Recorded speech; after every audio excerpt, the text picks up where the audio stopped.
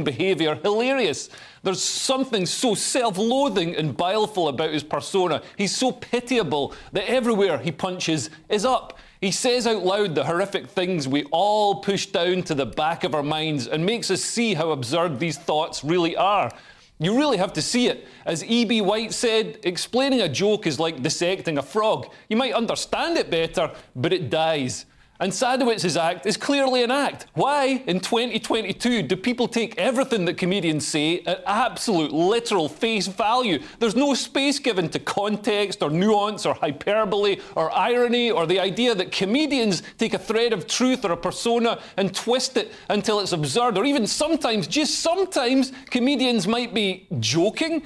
Could that sometimes be the case? Do the councillors even understand that they're watching a stage performance? Or when they watch a magician cutting his assistant in half, do they report him to the police for murder? This week, Jerry revealed that the Scottish comedy chain The Stand also cancelled him after claims that he bullied staff, made a female technician cry, and asked to work with a male technician who, to be fair, might be a bit less likely to cry.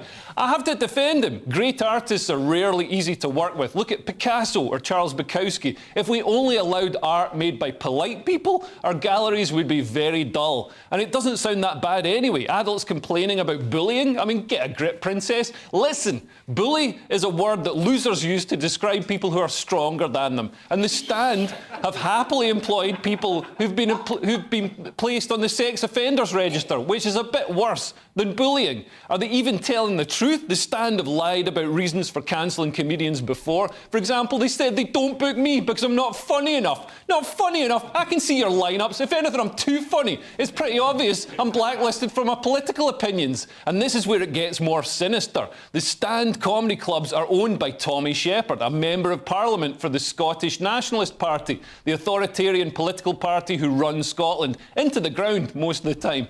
Tommy might look like a chuckle brother, but he doesn't want you laughing at his political party. By controlling comedy stages, the Scottish National Party ensure that no Scottish comedians can criticise them without jeopardising their career. Like most aspects of the SNP government, it's like something out of North Korea. It's not the only way the SNP are restricting what can be joked about. Their hate crime bill criminalises stage performances and jokes told in the sanctum of your own home. It was cited by the Pleasance Theatre as a reason they pulled Sadowitz's Fringe show in the first place. An SNP politician even said that people who laugh at offensive jokes should be prosecuted. I mean, what's happening to British comedy? Comedians are forced to sign behaviour agreement forms, gigs have wardens to ensure nothing said on stage is offensive, comedians are prosecuted under obscenity laws. My own tour has been cancelled after people complained that I'm some sort of far-right demagogue. Claims that we should take seriously because, as we all know, the Third Reich was a comedy tour that got out of hand.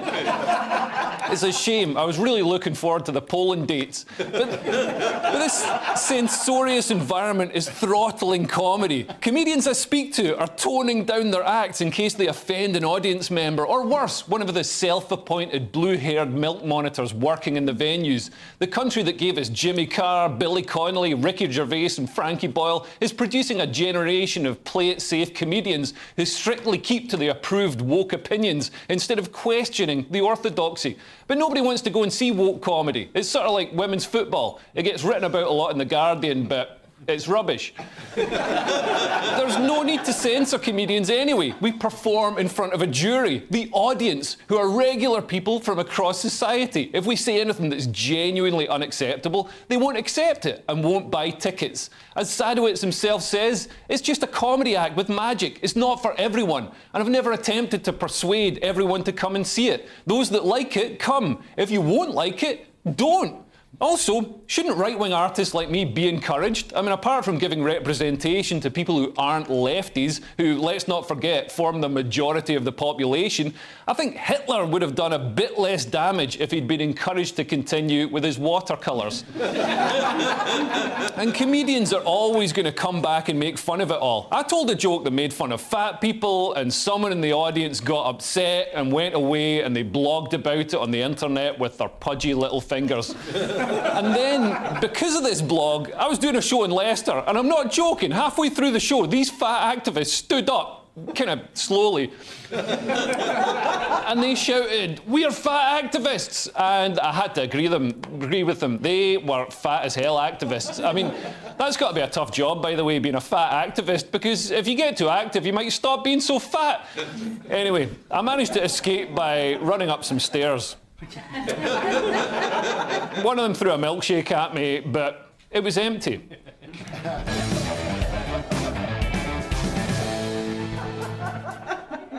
My studio guests this evening are Louis Schaefer and Sajila Kershi. Sajila, what do you think about cancel culture in comedy? I mean, you've been involved in sort of exposing it. You know, I think about 10 years ago you were part of Brendan Burns' show. So I suppose and you played a heckler. Yeah. And it's just so it was amazing because like the security guards who every day saw me queue up like to go and do the show when I was kicking off. Like came over and I'm like, really? You were like my buddy before. Now you're just going to throw me out because it's terrible. But yeah, I mean, Brendan just played on those things. By the way, great monologue. Thank you. Thank you. But I have to say, I kind of agree with the stand. You really aren't funny, so. But no, that's Sajila's last appearance on this show. Oh yeah, I got to play the sucky up card. But no, the funny thing is that we talk about sideways. I was doing a show 2019 in the same venue. It was a stand, and he was on we were on the death spot, which is like 11:30, 11 o'clock, which means that nobody comes, so you're like screwed. There was the last spot they give you, and he was like in the same hour. They were walking out of his show to come into mine, so we had the same complaints. Oh, like the staff were offended by him. That's who he is. He's not a nice person. Yeah. But he is an artist. Yeah. He's an artist, and if you don't like it, he couldn't have marketed himself any better. Yeah. Like you will be offended. You couldn't get. So they would come out of his show, and because I wasn't getting loads of audience, the staff were sending him to mine, and then they sat there whinging that they'd just been to somebody else's show, and it's like you haven't done the research in his show, and you haven't done the research in my show. Yeah. And I resented that audience so much because they weren't really there for either of us, and we both got lumbered with this audience. But it does make me really angry that the Pleasance initially, but really this guy has been around for a long time. Yeah. We're talking we're talking a proper skilled comedian. Yeah. Whether you like him or not, he's in a class of his own. And you have the audacity to now just cut him out because a couple of whinge bag merricks kind of just I don't know what that means, but anyway, we're whinging and saying, oh no, we're just a bit offended. And I just think there is such a culture of being overly sensitive. Everybody wants to be a victim, it's kind of really annoys me as someone, as a woman, Asian, linked to all these characteristics that I was the victim, and now stop coming over here and taking our victimhood, kids. Liz, what do you think? Because you're a controversial comedian, and you've been on the scene for a while. You must have been the victim of cancel culture. Do you think it's getting worse in comedy? People didn't like my award-winning Holocaust material, and award-winning, award-winning, and no, I think first of all, I didn't like what you said at all. I didn't even listen to it when you said about British comedy was being so good. Now, British comedy is not that good. Number one. First of all, British people are not that funny. Well, how come you've come to Britain and you're still not making any headway then? Because I'm too funny. Because you've beaten the people down with the comedy thing. The thing about no other country in the world besides Britain thinks that their sense of humor is their best quality. Right. Okay? Other countries think that they've got other good qualities. They have a sense of humor, but like the French would say, our best quality is our food. Yeah. America would say our best quality is a lot of food. And you people think it's your best quality, which makes you so annoying. Yeah. And that's why... It's because we have terrible food, and it comes in small portions. Exactly, right. So, yeah. But moving on, we've got to get some questions. How come she gets to talk for an hour? I couldn't shut it up, honestly. Yeah. I'll come to you more. But then you're hurting my feelings if you don't let me. Let's get some questions. Our first question is from Jan, who's emailed in with this. Why does it seem to be acceptable for trans comedians to expose themselves on television? This follows on from what I was saying about Jerry Sadowitz a few minutes ago. So Jordan Gray, who's a trans comedian and has had an amazing year of success, stripped naked during the return of Friday Night Live. And Gray then played the keyboard with her penis. Liz, have you ever fancied doing that on live television? Well, do you know what? I've been exposing my penis for years. No one seemed to have noticed it. We need binoculars. That's a small penis joke. First of all, I think you should be allowed. Penises are funny. They're funny. You know they're funny. Everybody knows that a penis is. Because it's sticking out and flopping around, and it's always way uglier than you thought it was going to be. Yeah. And because the guys like it so much, and women say, you know, and then it's there. It's like really unacceptable. And the idea of a penis is funny because it's sticking this thing in a place it doesn't naturally belong. Yeah. And that's always good for a laugh. That's the essence of a joke. Something that's out of context in the wrong place. Yeah, the wrong place. But maybe on the keyboards that's the wrong place for it, right? Which makes it a joke. But have you noticed we're in a sort of two-tier society with regards to exposing penises on stage? Because the same people who castigated Jerry Sadowitz for exposing his penis and said he was right to be banned from the Fringe run for exposing himself, they're applauding Jordan Gray for exposing her penis and saying it's progressive and brave. What do you call it? Her penis. Because I mean, you're supposed to be offensive. You're playing into. I'm bounded. No, all right. For a start, I think Jordan Gray is a woman because she's gone to the effort of putting breasts in. Yeah, breasts in. So that, you know, everybody's got their own different. Everybody's got their own different attention seeking. So hang on a minute. We're comedians. We're definitely attention seeking, but everybody's got their own criteria. For me, it's a hotness rule. It's like how much work do I have to do in my mind to believe you're a woman? And if there's not very much work, then you're a woman. Does she look? I've heard she looks really good. I didn't see the video. And very funny as well. And that's actually the best. Please, Sajila. So last time, I don't know what happened. Last time he was lauding me as the mother of his child. Yeah, and this time he called me a nemesis on social media. Because you know what happened? I sat there listening to you over like hours, and it's Louis Schaefer's world. If I could just get you both to just partly discuss the topic in hand. So I did see it. I didn't see the whole show, but I did see the bit where she got her penis out, which is a strange phrase to kind of say, really. Yeah. And it wasn't sexual. It wasn't offensive. It wasn't doing anything. It wasn't funny. It wasn't even funny. And that's a real 101, I think, in comedy. If you're going to get anything out, make it funny. There was a female comedian. Why do you think people are being so tribal about it? Because the same people who supported Jerry Sadowitz, some of them are criticising her, and vice versa. People who condemn Jerry Sadowitz for doing it are saying she's incredibly brave and it's a powerful. I don't know. Okay, so that's where I kind of I think it's great. She's beautiful, stunning. At least made an effort. But like some of them don't. Okay, so this is on TV. But the point is, some of them you've got to do the transition in your own head. You've got to join the dots. It's not even my transition. Why am I having to do the work? Yeah, no. I mean, I think that's the thing. It's like it's entertainment.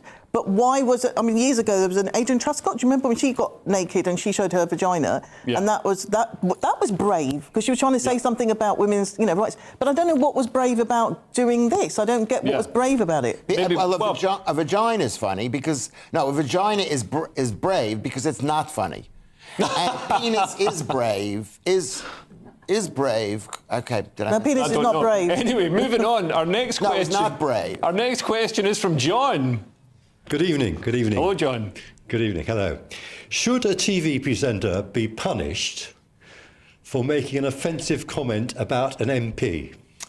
This question is about the news presenter Krishna Guru Murthy, who's been suspended by Channel 4. He interviewed the Minister of State for Northern Ireland, Steve Baker, on Wednesday. A few seconds after the interview finished, to use the words of the Times newspaper, Guru Murthy referred to him by a 4-letter word. I think we all know what that is. Guru Murthy was suspended for a week. He said he has reached out to Steve Baker to say sorry. Sajila, should Krishna Guru Murthy have been suspended? No. Why? Because it's something there by the grace of God, all of us. We were all could be guilty of doing that. We could all be in that position. He didn't actually call him. It was like off air, and so then he used the word. And then the other guy, what's his name? It's the same guy who works here. Steve, like Steve Biko. he basically turned around and said, "Oh well, you know, he was a very bad journalist." Because I started slagging him off, and like if he does get the sack, then that'd be doing the world a good service. And I thought, wonder what he did before. He might have been a banker because he was behaving like a banker. Right. Oh, right. Bit of Cockney rhyming slang there. But, I see. Lewis, don't you think it exposes the bias in Channel 4 News, which I can say because GBNews is completely unbiased? Well, Channel 4 News is like the BBC, isn't it? It's owned by it's a state broadcaster, is it not? It's public funded. It's got a public service remit. Right. So it has to pretend to be objective, and that's the problem with the fact is that the state. Whatever the state of this country controls too much of the media. So it basically kills debate. And as a person who has cursed on air, I know the problems that it can cause the people up top. Yeah. And it's a very time-consuming, egregious, I don't know if that's the right word, process. So if the guy cursed, it meant about 2 weeks worth of work for his boss. Right. A lot of paperwork. It's like being a policeman and shooting someone. So, our next question is from Harry, who's emailed in with this. Should white teachers teach school children from ethnic minority backgrounds the national anthem?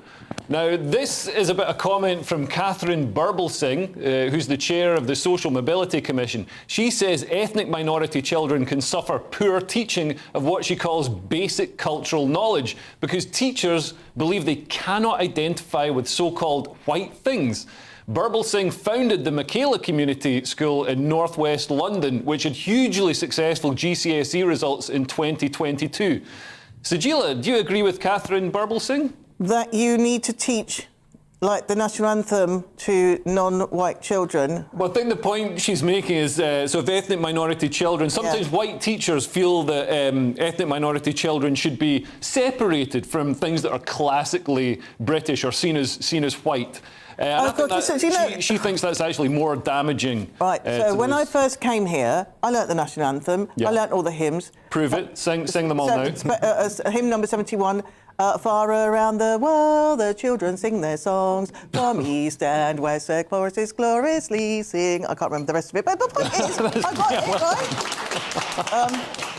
Morning is broken. You know, I learned all those things. But I was the thing back then was like I was sent on this special bus, and the special bus was for anyone that they thought couldn't speak English. But what people don't realise that immigrants come here, and they had a story and headline this last night. Modi's trying to stop people speaking English in India, and actually we arrived here speaking English, like Clipton House Nation. My parents spoke English, and I spoke English with an American accent because I went to kindergarten. But the point is, when we got here, we did everything that we're supposed to, but we got sent on this special bus because they assumed that we wouldn't know the language, and so I called it the thicky bus bin because that's what everybody called it. They all called it the thicky bus, and it was all the people who had autism, whatever, the things that they didn't understand. Now, I don't think it's an issue. Just carry on as we were. Yeah, but I mean that sounds like another form of prejudice. You know, putting people on a bus or assuming that if ethnic minority children won't want to integrate. Lewis, don't you think this is yet more sort of white saviours? No, not at all.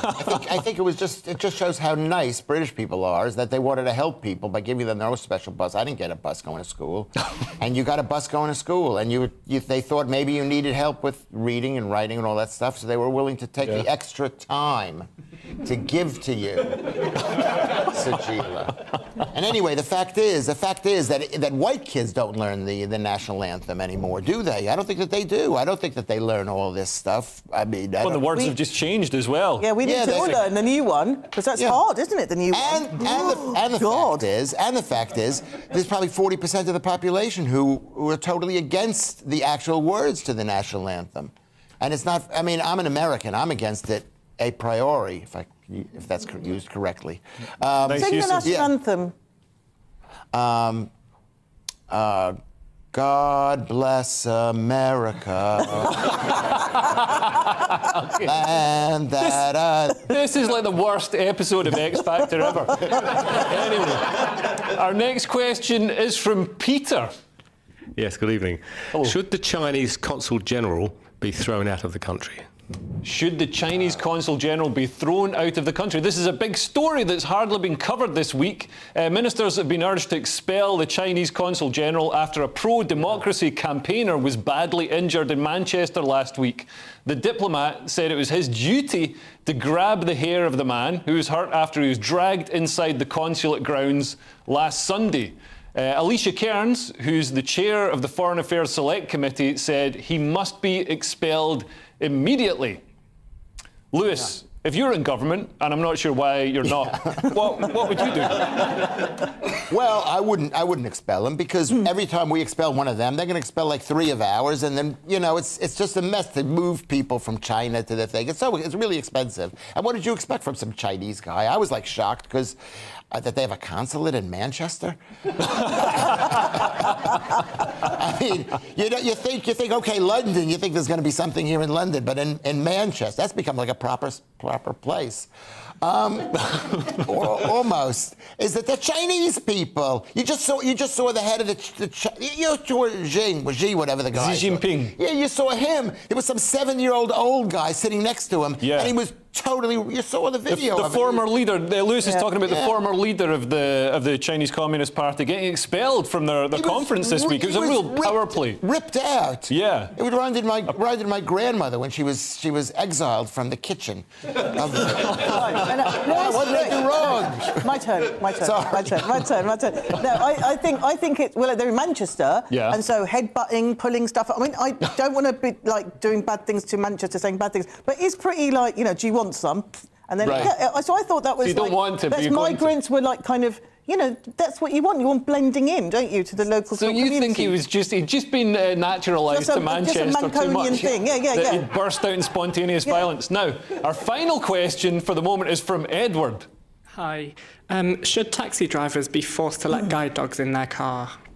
Now, this is about the Guide Dogs for the Blind Association, who say that 81% of guide dog owners have been illegally refused entry to taxis, shops and other venues because they were with their dog. This isn't the dog just trying to get out on its own, which I could understand. But 73% of the blind people who were involved in the survey said they'd been refused access or entry to a place at least once in the last year. The Guide Dogs for the Blind Association say workers often confuse guide dogs for normal pets. Lewis, if you owned a shop, would you let a guide dog in? Well, I'm very sympathetic. I am partially sighted myself. I can only see straight ahead. You're such a liar. You're such a liar. So you're trying to get... No, it's true. I can only see straight ahead. I can't see behind me or to the side. I can only see straight ahead. Was that cruel? No, I don't believe this story. You know something? I can't imagine 81% of people. It's just so... People are so nice to blind people. And they're so nice to dogs in this country. They're nicer to dogs than they are to people. So you think they'd let the dogs in if they didn't have a blind person with them? I'm just questioning... I mean, I think this is appalling if it's true, but I do question it because it's like, how did they know they were turned away? They can't see the person saying, go away. Well... And they imagined, they might have imagined it. I'm actually being serious. I think when you ask people about grudges, and this is part of the whole grudge culture, and blind people are like human, right? And so they are just like everybody else, where they feel there's always a grudge. Everybody's got a grudge. Okay. Well, after the break on Free Speech Nation, we'll talk to one of Michael Gove's former senior aides about what the hell's going on with the Conservative Party. I'll see you in 2 minutes. Don't go away. Well done.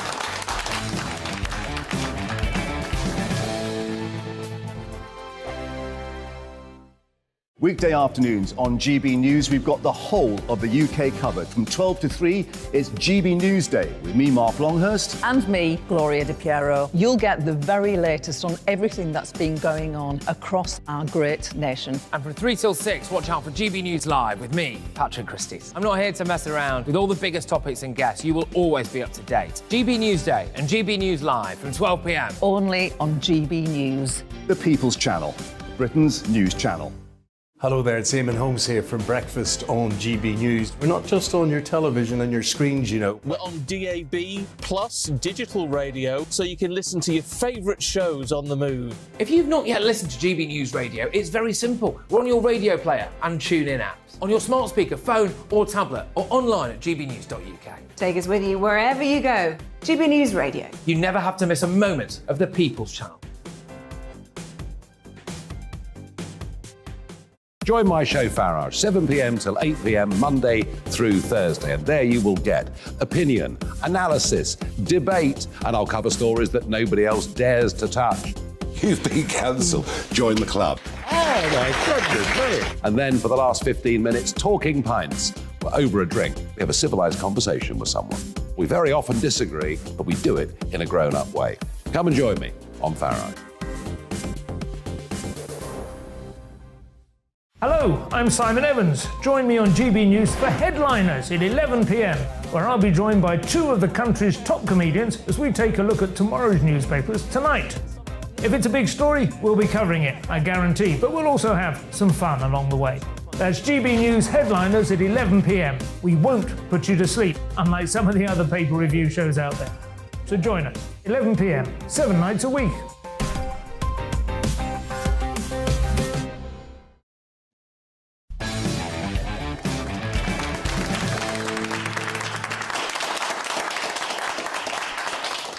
Welcome back to Free Speech Nation with me, Leo Kearse. This time last week, Liz Truss was the Prime Minister. This time next week, God knows who the Prime Minister will be.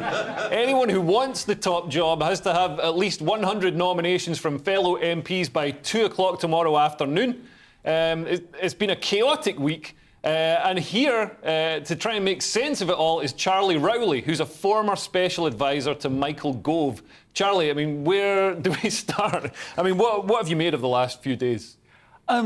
Peaceful, quiet, full of love for each other. No, I mean, it's been chaotic, and it's been a terrible time if you're a Conservative supporter. Yeah. Not something that anybody wants to see again, which is why we've got to get this done as soon as possible. So tomorrow, as you say, there could be up to 3 people that reach that threshold of securing 100 MPs as their nominations, as their backers. It's unlikely. I think it'll be between 2. Those would be Boris and Rishi, I take it. Exactly so. So Rishi announced his campaign today, and he seems to be streets ahead. It was announced tonight that Boris, his team, has reassured people again that he will secure that 100 magic number, 100 of MPs to back him. Now, that remains to be seen because his supporters haven't been as public so far. Right. And throughout the course of the day, there's been a number of supporters that have traditionally supported Boris, former ministerial aides to his, that have actually come out in favour of Rishi. So it remains to be seen whether he actually will reach that 100 number. But we'll soon find out by 2 o'clock tomorrow. Yeah, so do you think Boris has got much of a chance? Because, I mean, a lot of people, there's a lot of support in the media for him, and it would be one of the biggest political upsets since, I mean, I think Winston Churchill, was he the last Tory leader to come back and, get re-elected and serve a second session? Totally. And look, you can you never say never with Boris Johnson. You can't rule anything out. And I totally understand, as a Conservative supporter, someone that worked for Michael in his government, why people support him. And he does go down very well in certain parts of the country because of just his ability to communicate. He's a brilliant campaigner, and he has been able to do things that no other politician has been able to do, which is to reach out across the political divide, to make people just feel good and engage people in politics. Having said all of that, I think it wouldn't be right for Boris to come back because you can't just ignore what happened when he was actually in the top job over those 3 years, where actually, people will be saying, well, Boris is a winner. He won in London twice, he won that 80-seat majority. But during his time, he was also a bit of a loser. So we lost by-elections in Tiverton and Honiton, in Cheshire and Amersham and in North Shropshire. And these weren't small majorities. These were in their thousands that went to the Liberal Democrats because of the issues that were happening in Number 10. So I think for the good of the country, certainly for the sake of anxiety and everybody's heart rate, I think we should probably just move on and it should be someone else's turn. But with regards to the by-elections, I mean, you often see sort of protest votes against an incumbent party during by-elections. And, I think Boris showed he's incredibly electable. As you said, he reached out, even creating the red wall, breaking the red wall. So, and don't you think it sort of undermines democracy slightly that he was elected in a general election with an 80-seat majority, and then deposed by a cabal, almost a sort of coup, and then he was replaced by Liz Truss, who was elected by the Conservative members, and then she's been deposed by probably the same shadowy cabal of Conservatives. And now they're going to place. It looks as though there's not even going to be a vote this time. It could just be Rishi on the ballot paper, which doesn't sound like fairness and democracy. I mean, what would you say to those criticisms? Well, I'm sympathetic to the argument, but I think if we go back to where this all sort of began, which was Brexit, there were large parts of the country that felt as though that they had been for too long ignored, and this is where the red wall comes in. These are places that don't traditionally and have never traditionally voted for the Conservative Party, and as I say, Boris was able to secure that majority by winning the support of those red wall areas. But these were places where, for too long, these people had been felt as though they'd been left behind. That the government in Westminster, it didn't work for them. Now, I think then if you fast forward to, and you can't just fast forward everything that happened in the years in between, but let's skip forward to where Liz Truss then ended up. He was putting forward a platform that didn't really have a mandate. She didn't secure 2/3 of the majority of MPs. She was second in that ballot to Rishi. She won by the Conservative Party membership. And she was putting forward a platform where the policies on their own in isolation are things we can all get behind. Lower taxes, ensuring people keep more of the money that they earn. Those are good policies. But at a time where you've got a lot of the country that still feels as though it had been left behind, where government didn't work for, where Westminster didn't work for them, cutting the top rate of income tax just for the very wealthy, on the back of a manifesto in 2019, which was to get Brexit done, to unite the country and level up. And that was a department that I had a privilege of working in, the Department for Levelling Up.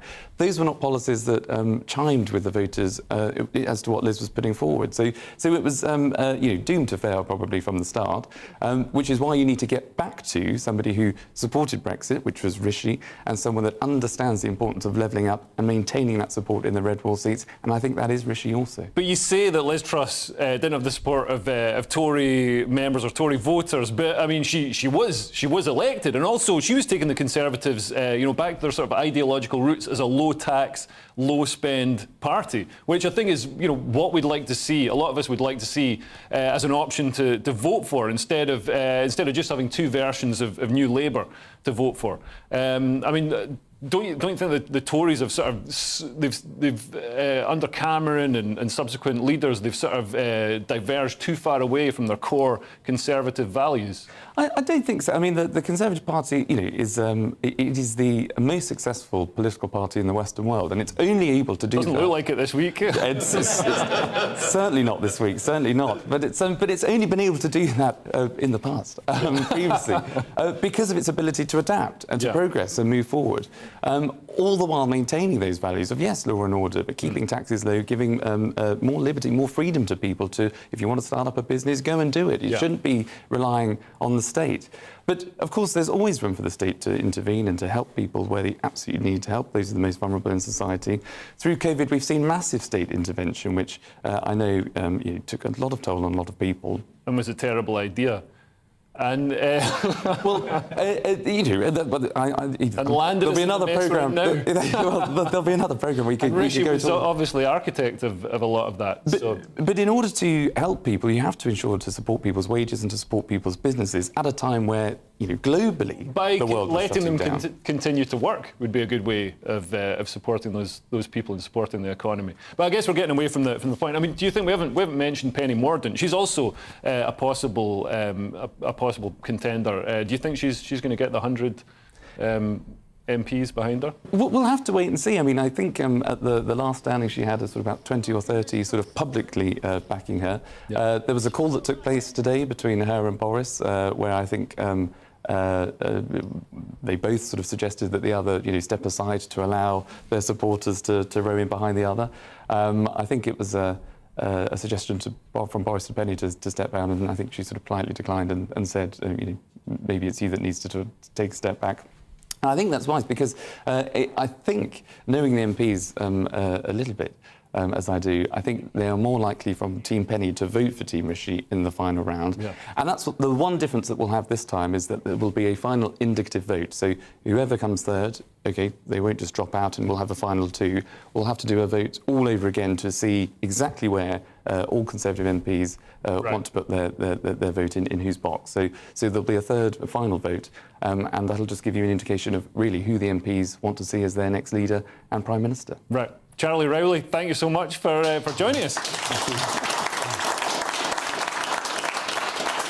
After the break on Free Speech Nation, we'll discuss why the likes of Harry Enfield and even a former Prime Minister are being cancelled by university students. I'll be back before you have time to make a cup of tea. See you in 2 minutes.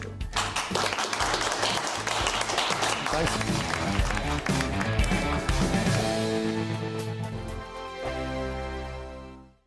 Weekday afternoons on GB News, we've got the whole of the UK covered. From 12 to 3, it's GB News Day with me, Mark Longhurst. And me, Gloria Di Piero. You'll get the very latest on everything that's been going on across our great nation. And from 3 till 6, watch out for GB News Live with me, Patrick Christys. I'm not here to mess around. With all the biggest topics and guests, you will always be up to date. GB News Day and GB News Live from 12 p.m. Only on GB News. The People's Channel, Britain's news channel.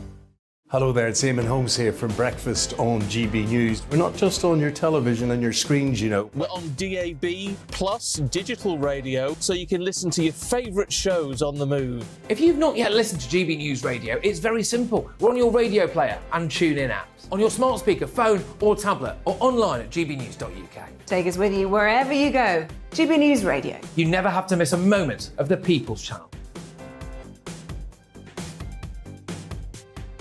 Join my show Farage, 7 p.m. till 8 p.m. Monday through Thursday, and there you will get opinion, analysis, debate, and I'll cover stories that nobody else dares to touch. You've been cancelled. Join the club. Oh my goodness me. And then for the last 15 minutes, talking pints. We're over a drink. We have a civilised conversation with someone. We very often disagree, but we do it in a grown-up way. Come and join me on Farage. Hello, I'm Simon Evans. Join me on GB News for Headliners at 11 p.m, where I'll be joined by two of the country's top comedians as we take a look at tomorrow's newspapers tonight. If it's a big story, we'll be covering it, I guarantee, but we'll also have some fun along the way. That's GB News Headliners at 11 p.m. We won't put you to sleep, unlike some of the other paper review shows out there. So join us, 11 p.m, 7 nights a week.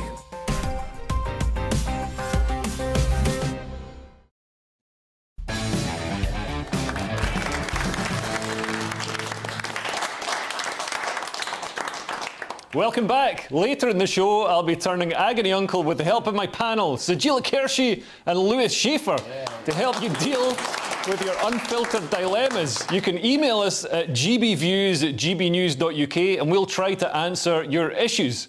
Now, a report has found that people as diverse as Sir Tony Blair and Harry Enfield have been no-platformed by university students. The Oxford Union Debating Society rejected the former Prime Minister because of fears he could face protests from people who considered him a war criminal, just because he is. Harry Enfield, meanwhile, was knocked back after he defended using blackface to portray Nelson Mandela in a play. The report is from the Higher Education Policy Institution think tank, and the author, Josh Freeman, joins me now. Josh, hello, welcome to the show. Hi, how's it going? Yeah, not bad. Thanks for joining us. What are the main findings of the report? So we're all aware of sort of classic no platforming. People get invited and then they get rejected, or they get turned down for whatever reason. But this report found that there's some bigger issue, which we called quiet no platforming. So students are so worried about the backlash that's going to result, or the embarrassment or the controversy that will come from inviting controversial speakers, that they're not even being considered. They're being turned down at the earliest opportunity, and they're never really being invited. This backlash gets so serious and so large. We know students faced abuse for the speakers that they invited. There were protests in cases at LSE in Cambridge. This is a big deal for students, and they're thinking, well, why bother invite these controversial speakers if it's going to involve them in all of these issues? So they're heading off at the pass. They're cancelling people before they can be cancelled, if you know what I mean. I mean, should the Oxford Union really be turning down the chance to hear from a former Prime Minister? Isn't university meant to be a place where young adults can openly swap ideas and have robust, proper debates? I mean, as much as, you know, Tony Blair might be a controversial figure to a lot of people, and as, you know, a checkered history in government, he oversaw, you know, a huge period of change and is hugely significant in British politics. Absolutely. I should say it wasn't the Oxford Union that no platformed Tony Blair, it was Cardiff. But we're absolutely aware of this as a cultural change. I mean, reports by the Higher Education Policy Institute have shown that students are just caring less about free speech. They do find it more important to protect the culture at universities. And for them, putting more critical figures in universities is seen as less of a priority. What's needed really is a cultural change in universities, a switch to being sort of more open to hearing alternative opinions, even if those opinions do make you uncomfortable. And how do you think this cultural change could be brought about? So there is this bill, and the government has made a start with the freedom of speech bill going through Parliament, but it needs to be strengthened. At the moment, all it's doing is tackling no platforming in the classical sense that we know, basically making it illegal. That's great, but it's a problem if most platforming is quiet no platforming. And there's a worry here that if students are worried that no platforming or not inviting controversial speakers gets them involved in a legal case or some kind of complaint, they may well never invite these speakers in the first place. They'll probably just avoid the embarrassment and go with the people they think are more safe. What's needed are provisions to, you know, support students, but also to make this less of a drama and make this sort of more normal that these events occur. And do you think there's, do you think there ever are legitimate reasons for no platforming people? I mean, we've seen very controversial figures speaking at student unions in the past.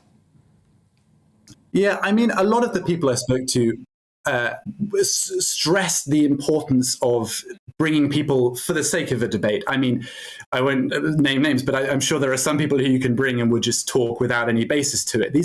That's not who these people are. These are people who can make an important contribution. They've been selected and considered because they can make an important contribution. You know, people like Tony Blair, people like Alex Salmond, people like Harry Enfield, who have interesting things to say, but something in their past or some comment they've made or view they held is preventing that discussion from happening. And that prevents students gaining access to those most critical and thought-provoking speakers who would be provoking those most interesting conversations.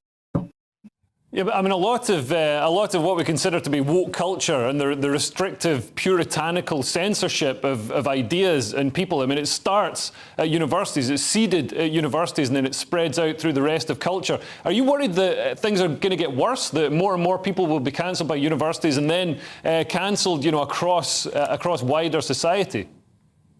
Well, we know this has been an issue in universities for a while. There is a mismatch between what's happening in universities and the wider population. Most people are not as supportive of that in wider culture. But absolutely, this needs to start in universities. Absolutely, universities need to get a grip on this and be very clear, as they are starting to, that students need to be open to different ideas. So universities themselves need to show students how to run these events. They need to also make it clear that students should be holding these events. And those, you know, there are students who really are passionate about holding free speech events, are really interested in bringing in these most controversial, thought-provoking speakers. I met them. They really exist in universities, but they don't feel that there is that environment there for them right now. That has to change. And I think universities and the higher education bill can play a role in that too. Great. I'm going to bring in the panel on this. Lewis, did you go to university? The difference is, I mean, it's a lovely idea, but this illustrates everything that's wrong with this country.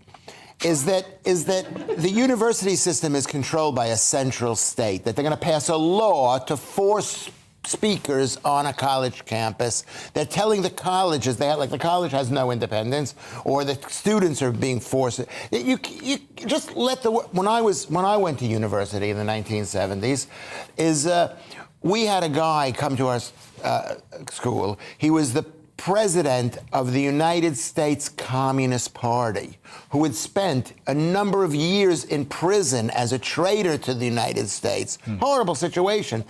In the 1950s, during the McCarthy era. But by the 1970s, he was an invited guest onto our campus. And now he's probably writing the policy. So, yeah. I mean, Sajila, what do you make of all this? I think this is really worrying because the university is a place where you learn to basically debate, to kind of like win your argument. And what we've got is it's both sides, left, right. So let's not make a mistake. No one's like absolved from this. They fall into the trap of that hypocrisy, like, oh, but we don't like this, we're going to cancel them. We don't like them, we're going to cancel them. No, listen to opposing views. If your argument is so strong, then you can win that over, but listen to what the opposing views are. You need to be challenged. We all need to be challenged. Yeah. But you cannot be forced, Sajila. That's the problem, and that's what's going on right now. You can't force people to be open-minded. You can't force people to prioritize freedom of speech, which we do, above touchy-feely feelings, which the young kids. But these are like important, famous people. Right? I had a university gig, but every now and again I do a university gig, and they loved me, right? And then I basically liked a couple of things, gender critical stuff, liked on Twitter, and this guy lost his stuff that was at the talk that I did at the university and said that I thought you were inclusive, and I said I am inclusive, and it's like, well, I see that you like so and so, and I see you like, and this is ridiculous. I'm not going to get booked again. So you're not going to get booked, but sorry. Oh well, yeah, I was just going to move on. Anyway, Josh, thanks so much for joining us and giving your perspective, and I hope the bill goes through in some sort of workable form and brings some more freedom to university campuses. After the break, I'll discuss whether a church in Cornwall should remove its dedication to a 17th century slave trader. Don't go away.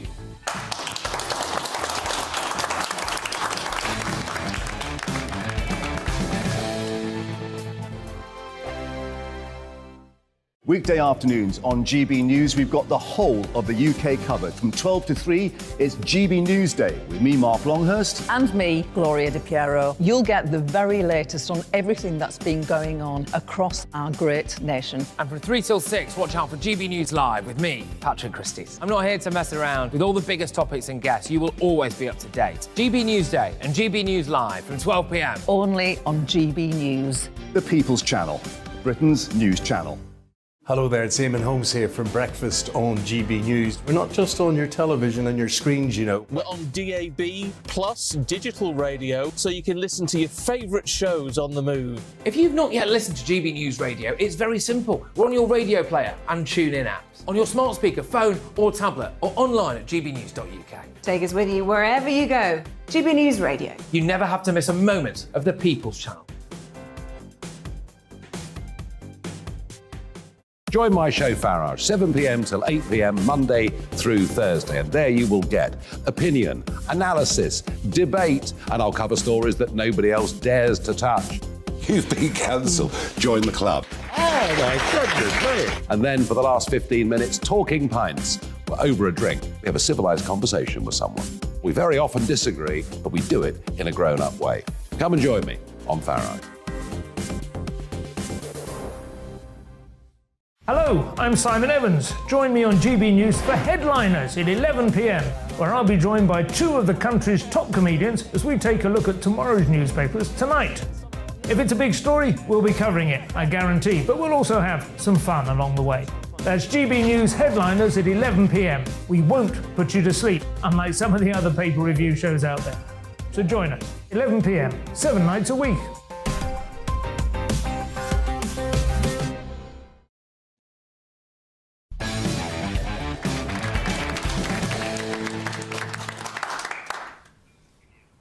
Welcome back to Free Speech Nation. Campaigners want a memorial to 17th century slave trader to be removed from the inside of a church in Cornwall. King Charles the Martyr Church in Falmouth has had the marble dedication to Thomas Corker since the early 1700s. Corker was a slave trader in Sierra Leone. I'm joined now by Dr. Zarir Masani, who's a historian who has written extensively about the British Empire. Dr. Masani, thank you for joining us. How are you? I'm fine, thank you. Happy to be with you. Thanks for being here. Do you think the dedication to Corker should be removed? No, I mean, I think as a historian, I think we have to accept that the past was another country. People did things differently. Slavery, much as we abhor it and however horrible it is, and it has its modern forms as well, which people don't talk about, is something that was very widely practiced across the world, not just the transatlantic slave trade. But in the Middle East, in North Africa, white British people were captured by Barbary pirates and traded in the Middle East. So I think we've got to be historically balanced about this. And I think we have to recognize that a lot of people had slavery connections because the slave trade was at that time considered a legitimate part of capitalist enterprise. So if you invested in one thing, your money often went into some form into slavery. But I think where memorials like this are concerned, they are for people who did a lot of charitable work as well. So I don't think it makes sense to keep their charitable donations if we consider it blood money and remove the plaques that commemorate them. So I think the Church of England, as you said earlier with the academic community, is being kind of practicing a reverse McCarthyism, which is kind of censoring 200-year-old practices in the interests of wokedom today to satisfy, the most sort of extreme kind of woke prejudices. No, I totally get your point about the past being a foreign country, and I think I'm trying to apply. Judge people by the values of today. You're not going to go back to the 1700s and find the perfect intersectional feminist values. It's not going to happen. People, tended to do bad things and have terrible opinions by today's standards. But do you understand, why people are campaigning for the dedication to be removed? No, I don't, because I think the Church of England has a faction which is, I use the word advisedly woke, which wants to pander to this kind of mania for sanitizing the past, instead of accepting that these memorials happened 200 years ago. Are we going to change the name of the church? King Charles the Martyr was beheaded. So does that mean we shouldn't have a King Charles the Martyr church? So I think all this needs a sense of proportion. And I really don't think that the Church of England is immune from what's going on. I think a lot of this is happening in academia as well. The Oxford Union, as you earlier mentioned, I was almost no platform there, but I had my say and was booed and heckled. So I think there's a lot of this kind of wokedom which is infiltrating even areas like the Church of England. And why do you think people focus so much on the transatlantic slave trade, which finished, it was 400 years ago? And yeah, as you point out, modern slavery, there are more slaves in the world today than there were at the height of the transatlantic slave trade. Why do you think there's so much focus on slavery that's finished, clearly finished, when, perhaps some focus on modern slavery, the Uyghur Muslims in China, for example, or what's going on in Libya, that could actually enact some positive change and some actual change rather than just criticizing history? No, I quite agree. I think the reason why there is so much focus on it is firstly that the West was the first part of the world to abolish slavery. The British in particular policed the abolition of slavery in other parts of the world across the British Empire.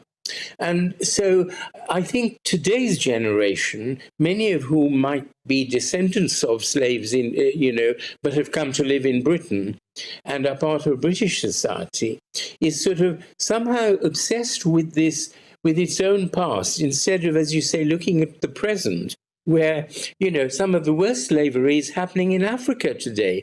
Africans enslaved each other and sold each other to Western slavers. And today in Africa, there are more than 9 million people in modern slavery, according to the Global Slavery Index. Why should we not be focusing on them instead of something that happened 200 years ago? Yeah. Yeah, why not? Indeed. Sajila, I'm going to bring you on in this. Have you got any thoughts about this sort of revisionism and destroying statues of people linked to the slave trade? Well, I find this really strange because, I mean, if it was in the church, if this is a statue in the church, right, I would understand if it was a statue of a pedo and they wanted it removed because obviously the church wants to distance itself from that kind of stuff, which has obviously been a more recent reality.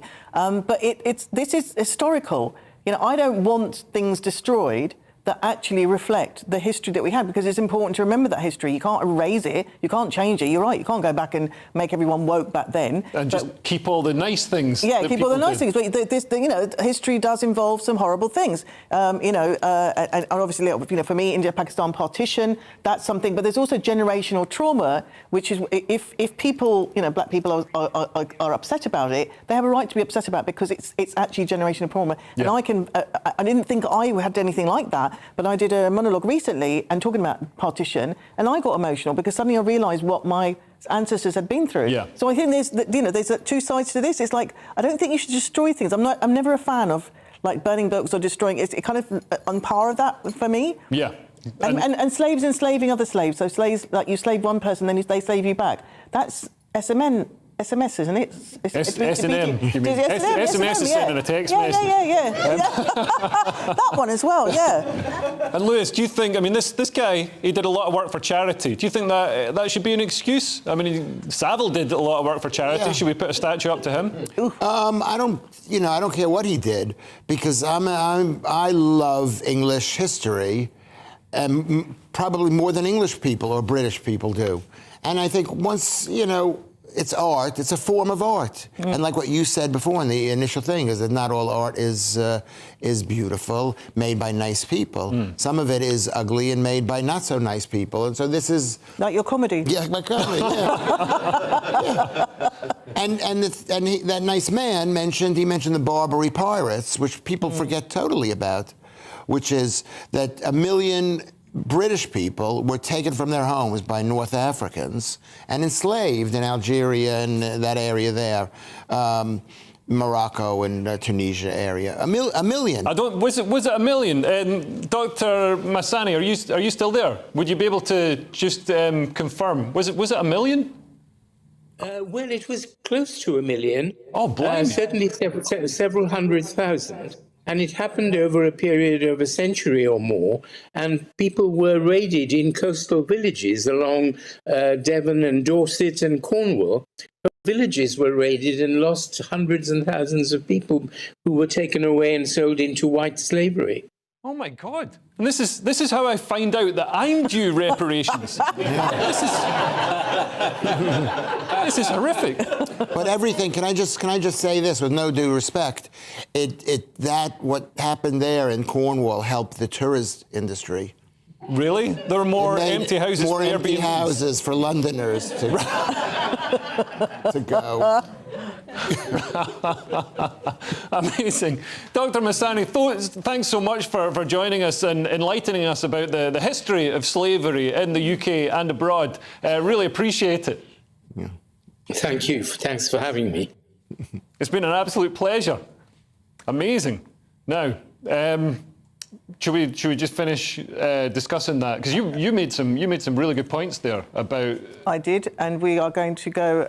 You won't remember any of them, will you? Now, I think everything in history is important, right? You can't erase history, and what you can do is learn from it and just move forward with that history. Right.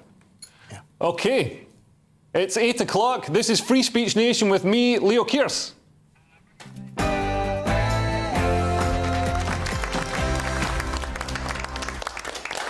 Let's get some more questions. Our first question was sent in by Dominic on email. Are any of you a member of the tofu-eating wokerati? This is about a comment from Suella Braverman, who was the Home Secretary when she said this, but has since resigned, obviously, because it's politics this week. Here's what she said in the House of Commons on Wednesday. It's the Labour Party, it's the Lib Dems, it's the Coalition of Chaos, it's the Guardian reading, tofu-eating, wokerati, dare I say, the anti-growth coalition that we have to thank for the disruption that we are seeing on our roads today. Sajila, I have definitely seen you eating tofu, and I'm sure you're pretty woke. Aren't you a member of the tofu? No, I'm not. I don't really like tofu, but I can be a bit wokerati, I suppose, sometimes. But it depends which side of the fence you're on, the woke fence. You know, I'm firmly on the woke fence at the moment. But no, I think she's very much a career comedian. I was going to say. Well, I was going to say actually, it sounded like her speech was written by a comedian, because that's the kind of thing that we would come out with. You know, like just alliteration of you know, words. But I think she's giving people what she thinks people want to hear. Yeah. And she's obviously now got the job. But is she running? I don't know if she's not going to. She's not running for it. She's super ambitious, which I kind of rate her. Like, yeah, go sister. You know, as well. You know, an Asian woman. Yeah, go sister. But at the end of the day, there's no substance. She's just saying that to kind of win. You know. You think it's just playing to the gallery? Just a sort of dog whistle to the party members. It's just a meaningless thing. It is. It's just like, and she probably spent all night writing that as well. Maybe called one of her comedy friends up and said, "Would you think this sounds?" And you know, and thought she smashed it. Well, she's got comedy friends. I mean, like, there are. Sajila mentions how politicians quite often sound like comedians. Yeah. Have you ever thought about going into politics? You've already bought a suit. I've got a suit. Well, it's interesting because usually when comedians are bored of comedy, they go into politics, and when politicians are bored of politics, they go into comedy. Yeah. Have there ever been any successful politicians that went into comedy? I mean, that became successful as comedians? I know Lembit Opik gave it a go. Well, I think Barack Obama's having a field day in America, just going around cracking jokes and things. So I think he's the great hope. I mean, I thought that was funny to, you know, Guardian reading, tofu eating, wokerati is hardly an insult. It's 100. Do they read the Guardian? Yes, they do. Do they eat tofu? Of course they do. Are they woke? How could you call that an insult? That's the thing about people. People hear certain things. They say, "You're a TV presenter." Oh, how could you say that about me? How dare you? I think woke, I mean, the original meaning of woke, because people say, "Oh, well, I don't care about being called woke because it means that I just want everybody to be happier and be treated more fairly and equitably." But that's not what woke means anymore. Well, because I was called the most unwoke, because I did a show which about my being cancelled at the Edinburgh Festival. They called me, and I says, "I'm not, I have sleep apnea. You can't wake me. I'm like exhausted all the time." Basically, I don't know. But who defines what woke is? This is the thing. It's like, what is, you know, offensive to one person isn't, and there's no measurement. You know, I mean, I know it doesn't seem like it because I'm really nice, but like, people walk out of my shows, you know, people get offended. Like, where does the line go? It's like, I expect them to walk out your two shows. I don't know, because like they're going to be offended in some way. But you know, I'm pretty kind of tame. And then really, like, what? I mean, go home. Just cry under your duvet. You should never leave the house and never mix with other people if that's what you like. But that's the joy. There's nothing better than when someone who is above reproach gets caught. Gets caught, yeah. Gets caught. Right. It's like J.K. Rowling. I mean, whether you agree with her or not, the idea she thought this could never happen to me because I'm the greatest. But she stood her ground, in fairness. Yes, in fairness, she's amazing. If you're about to diss her, I'm going to have to... No, I'm not dissing her, but I'm saying it brought her down a notch and made her more likable. All right, you like the underdog. Well, funny enough, a lot of people don't actually like her. A lot of people don't, but Lewis obviously does. So yeah, JK, if you're single. Our next question is actually related to JK Rowling. I believe it's an audience question, and it's from Catherine. Should Graham Norton have cancelled himself from Twitter? Now, this is interesting. So this is about Graham Norton deleting his Twitter account after he waded into a Twitter row involving J.K. Rowling, the object of Lewis's desire, following comments he'd made about trans rights and cancel culture. During an interview at the Cheltenham Literature Festival, the BBC star urged people to talk to trans people instead of celebrities, adding, talk to the parents of trans kids, talk to doctors, talk to scientists, talk to someone who can illuminate it in some way. In the same interview, the presenter also addressed cancel culture when celebrities are attacked online for unpopular viewpoints in response to comments by GB News' new signing, John Cleese. He said cancel culture was actually another phrase for accountability, facing the celebrities face over their words. So Lewis, correct me if I'm wrong, but by cancelling himself, He's holding himself accountable by his own volition, is he not? If you think he's punishing himself, he actually probably feels he's punishing us by denying us his tweets. So I don't think he's doing that now. I think it is accountability. We need... You know what? Canceling is accountability. You say something, and people may not like it, and you have to live with it. That's the way the world works. But the accountability seems way out of whack. I mean, like, people are having their whole lives and careers destroyed. I mean, I'm seeing comedians being absolutely cancelled so they can't work in comedy anymore. Yeah. Because they've cracked a joke that somebody doesn't like, or, you know, or even just, as with J.K. Rowling, she's never actually said anything transphobic. Like, if you ask... You'll never get any evidence of her actually saying something transphobic, but she's seen as somehow transphobic adjacent. Right. And that's enough to get her cancelled. Yeah, but at some point, the comedian who says something wrong has got to dig his way out of it. That's what we've done as comedians our entire lives. We've said something horrific, and we explain it or make a better joke about it, or just say, you know, like what Jerry Sadovitz does. And he's coming out better than ever. So you can't stop people from having a negative response to what you say. To be banned at certain clubs, like, you know, we've all been banned at certain clubs. You've just got to figure out a way to work through it, and that's what life is. But promoters and people in power should stand by their comedians. I stand by my comedians at my comedy club. Why don't you book me anymore? I have booked you. You've cancelled on me. Yeah. That's the real cancel culture. You cancelled yourself. You did a Graham Norton. But Graham Norton, Graham Norton is kind of like the Jussie Smollett of cancel culture. Everybody's saying he's a victim of cancel culture, but he deleted his own Twitter account. But he's not a victim. And what he was saying, there was nothing wrong with what he said. Essentially, he just didn't want to get into the debate. Like a lot of our comedy friends, they don't want to get that conversation. Don't want to get into that conversation because they're scared. He doesn't want to ruin his career by going into the whole trans debate. I get that. But I did think, he entered into the trans debate. He said, you know, we should listen to trans people and the parents of trans children. Yeah. But he didn't say we should also listen to women. And the trans debate does affect women. Well, like everybody else, he's forgetting the part women. You know, it's like, what's the difference there? Everyone's forgetting women these days. Yeah. Our next question was sent in by Anthony. Should children be rewarded for bad behaviour? Now, this is about the advice to French parents that misbehaving children shouldn't be sent to the naughty step, or le naughty step as they call it, or the corner, or anywhere else they'll be alone. A French educational charity says naughtiness is a sign of inner turmoil and that children need company in such moments. Some are even suggesting that the mum or dad is the one who should take some time out on the naughty step instead. What? Lewis, do you ever send yourself to the naughty step? Naughty step sounds very fun. Basically, when I walk up the stairs, I have a little rush on one step.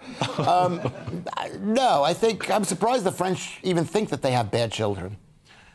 You know, because they're so arrogant, these French people. They think, oh, my children would never act this way. I don't know what you're talking about. And they all smoke, do they? Of course, the jeton, I don't know. Maybe if they gave the kid the cigarette, the kid would fall. Yeah, the kid's not getting sent to the naughty step, but it is getting emphysema. I don't know. To me, this is ridiculous, because the truth is, I basically support smacking kids. Like just your own kids or other people's as well? I think children need to know that there's going to be penalties for bad behavior.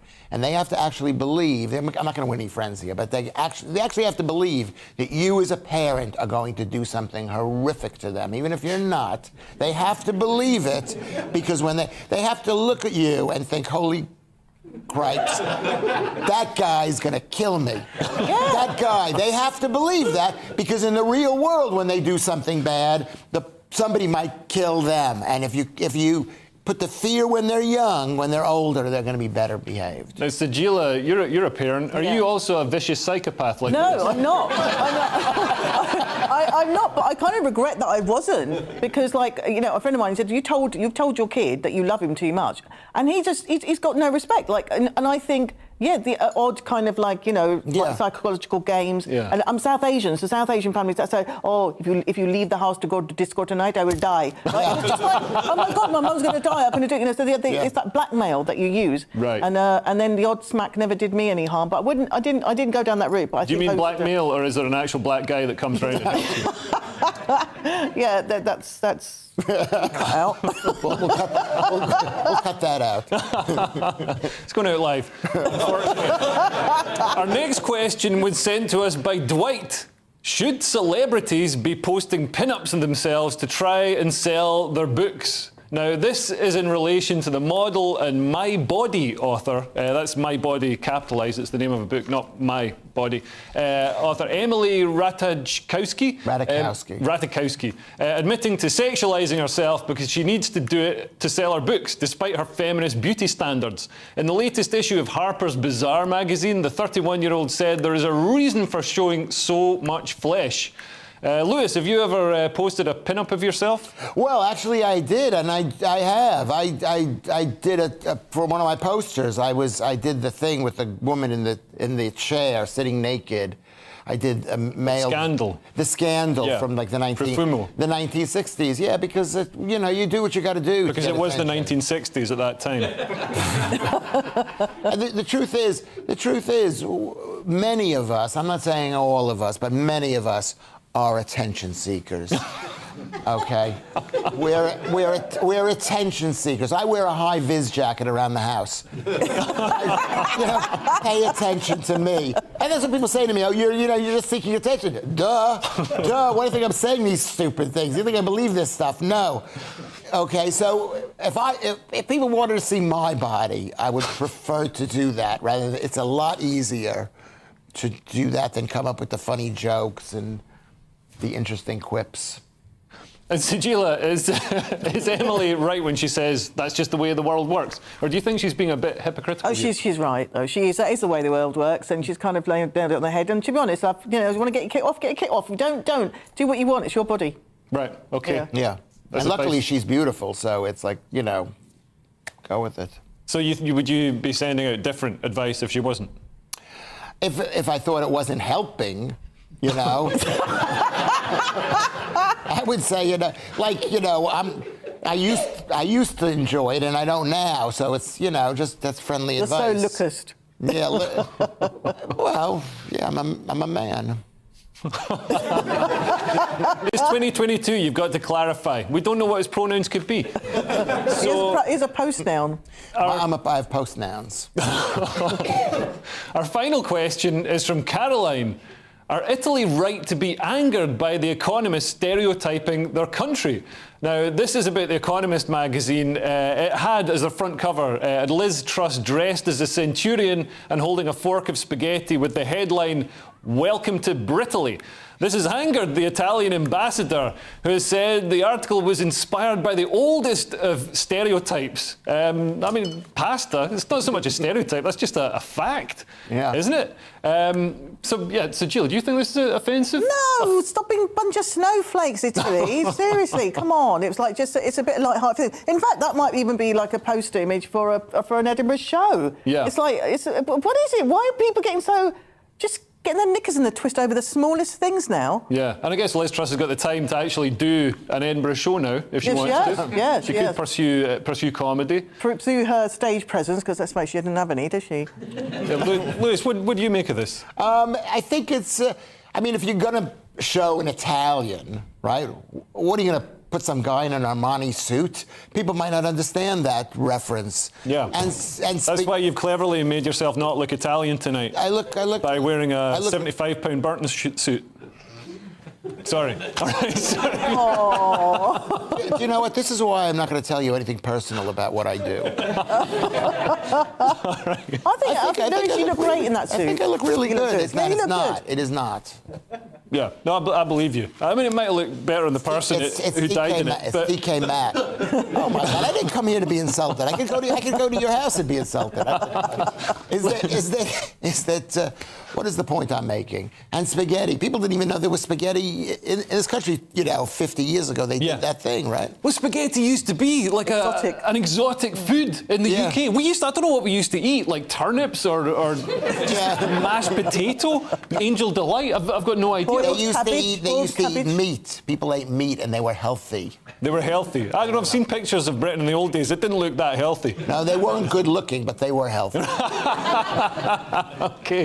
Okay, well, after the break on Free Speech Nation, we'll discuss the latest on the protests in Iran. Please, don't go away. Woo!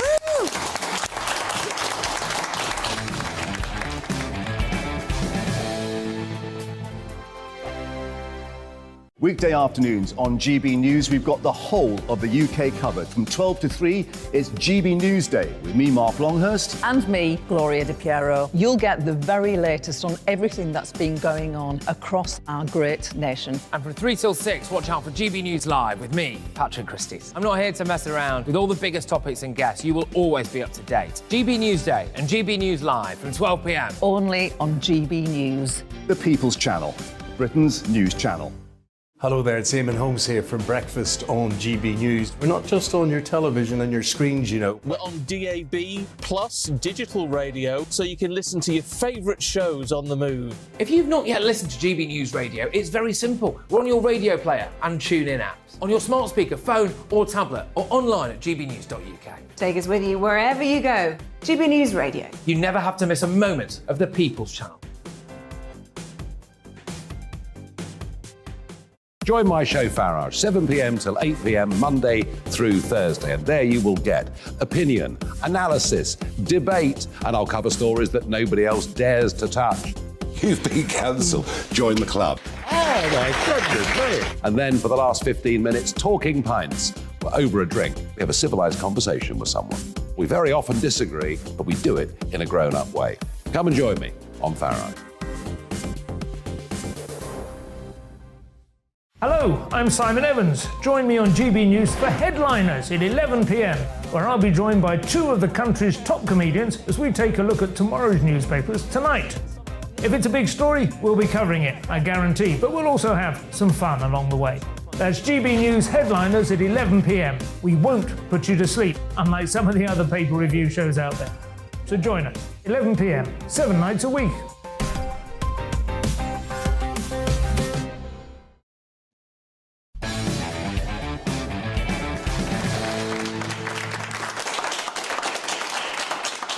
Welcome back to Free Speech Nation. I want to talk about the brutal treatment of protesters in Iran. Since the protest began, an estimated 244 people have died, including 32 children, according to the human rights activist news agency in Iran.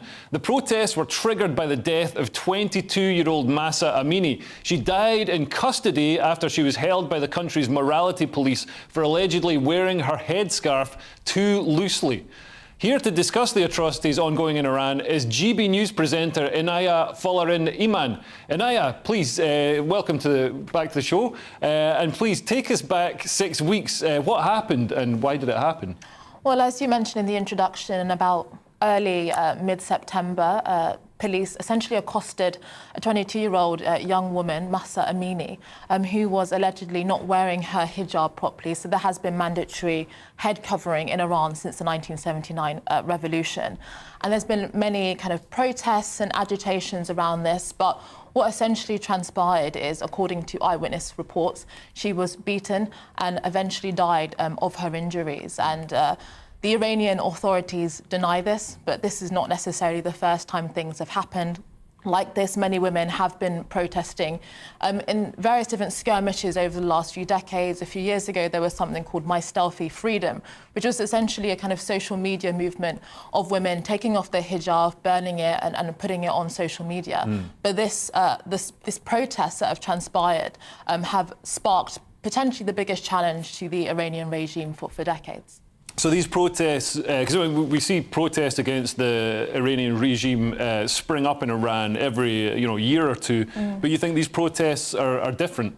Well, it is very hard to say, and it is hard to tell. I mean, when a lot of protests and demonstrations in these movements happen, because they don't necessarily have clear leadership or clear political demands, there is a danger that they fizzle out, and that can often lead to a larger response, a larger crackdown. But what's been really fascinating about this movement is the way in which it has become international as well. We've seen thousands of people protesting in different parts of the world. But on top of that, it has been broader than just compulsory hijab. So it has been challenging the regime as a whole, so questioning the lack of freedom of expression, forced confession and detainment, and the sheer brutality of this regime. I mean, as you also mentioned in the introduction, more than 200 people have been killed in clashes with authorities, including dozens of children.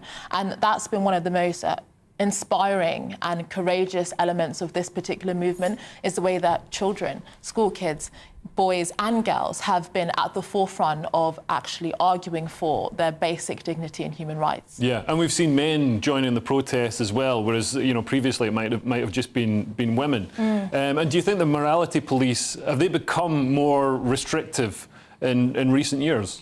Well, it is an interesting one, because the compulsory hijab has been really essential to how the Iranian regime has operated. It's been symbolised as a way of differentiating itself from Westerners or the previous regime under the Shah. In 1979, when the Islamic Revolution was enacted, there was people giving out hijabs. It was meant to be a kind of statement of where things are going. So it has always represented this tension within Iranian society. And contrary to what the Iranian regime would like to portray Iran, it's hardly this homogenous Islamic society. In fact, it's got some of the highest levels of irreligiosity, atheism, effectively, in that region. So upwards of nearly a quarter of people in Iran don't actually practice any particular faith or believe in God. So understandably, in a society that is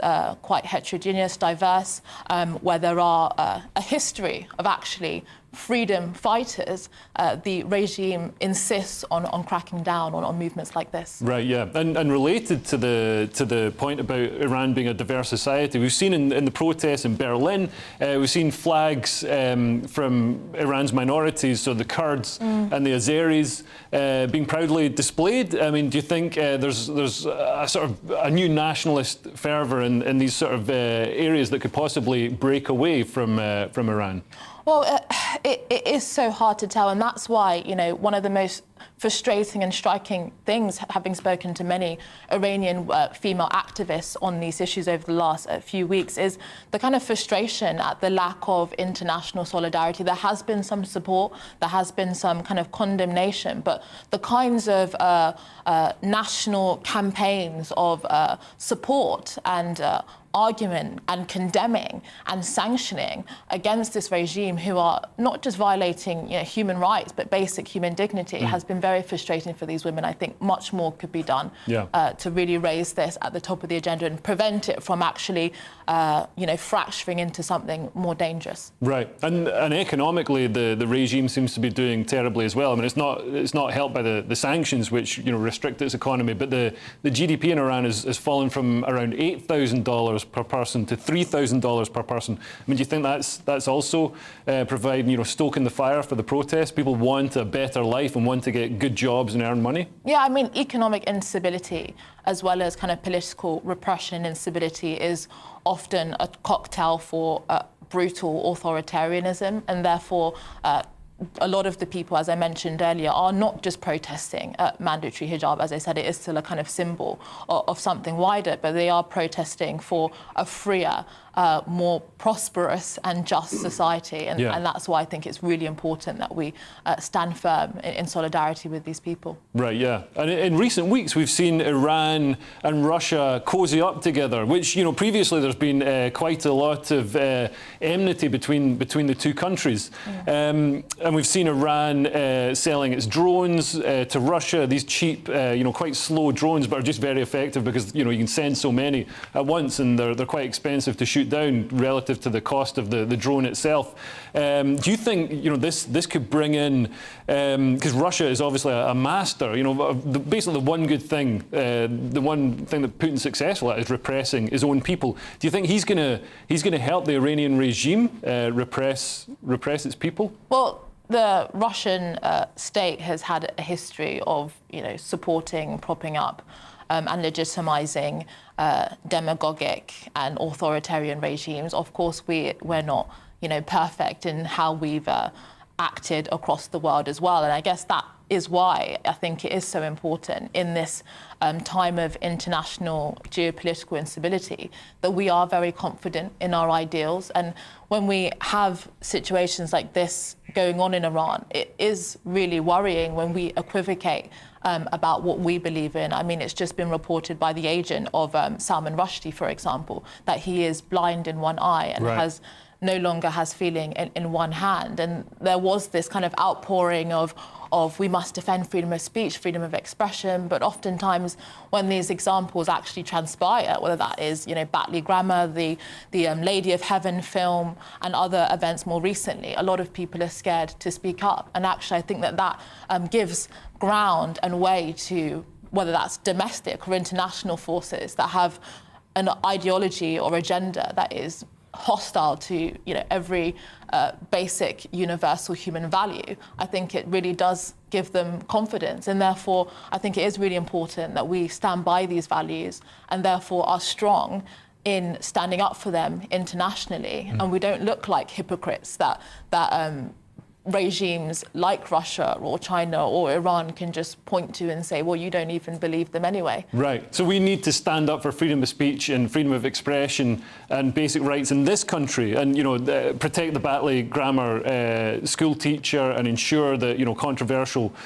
films are shown despite the protests from Islamists, and that'll help the people of Iran. Well, insofar as that they see that these values are real and can be lived and can be embodied and be believed in and championed. And they're not just alone. It's not just something that people believe half-heartedly. And actually speaking to, many Iranian activists that now live here, some of the things that they've expressed is, leaving such a regime and finding out that many of the people that are meant to be standing up for these ideals only do it half-heartedly here. I think it really is important that we have that moral consistency so that we can have the moral authority. And do you think some people in this country are fearful of criticising Iran because it's an Islamic theocracy? Well, I think the question of talking openly and frankly about politicised Islam, Islamic fundamentalism, is a long-standing problem within many Western societies, and I think it's deeply unfortunate. There are many liberal Muslims. I mean, in Iran, prior to the 1979 revolution, there were several liberalising movements within Islam. I mean, one of the before Erdogan in Turkey, for example, Ataturk was a secular Muslim who championed secularism in Turkey, and oftentimes Turkey was a lot more forward-thinking when it came to liberal values in the early kind of 20th century and so on. And on top of that, when we had the Arab Spring in the early 2010s, millions of Muslims across the Middle East were standing up and fighting for freedom and against exploitation. Many of those movements, unfortunately, weren't successful, but Tunisia is one of the examples of one of the only countries following the Arab Spring in the Middle East that actually did transition to a relatively kind of democratic form of governance. So this idea that, Muslim individuals are not capable or not wanting to be held to and live in a free society is not necessarily true, but they have to have the confidence and solidarity from all of us for that to really be taken forward. Great. So you'll be attending the protest then? Oh, undoubtedly. And I thank you so much for joining us. Thank you. And now we're going to a break, so please join us again in 2 minutes.